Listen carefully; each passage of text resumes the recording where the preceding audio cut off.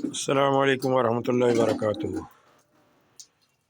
ये देखें जी, जो बकरी हमारी सुई है जिसने बच्चे दिए हैं माशाल्लाह 3, उसको नाश्ता करवाने लगे हैं जी। इसके अंदर गंदम की एक रोटी है, 2 चम्मच देसी घी और 1 चम्मच मेथी दाना और कलौंजी का पाउडर मिक्स 1 चम्मच, और 2 चम्मच चावल खाने वाले बड़े सफ़ेद ज़ीरा जी।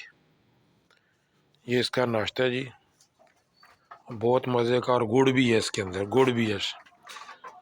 ये आदमी ख़ुद भी खा सकता है, बहुत मज़ेदार चीज़ है। देखें कैसे बेकरार है अभी ये नाश्ते के लिए, देखें।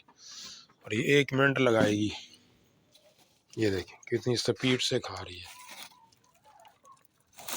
ये देखो जी, ये नाश्ता ये भी खा लेगी।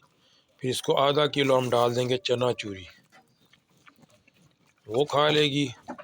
उसके बाद इसको डाल देंगे हम मूँगफली का मिस्सा। अस्सलाम वालेकुम वरहमतुल्लाहि वबरकातुहू।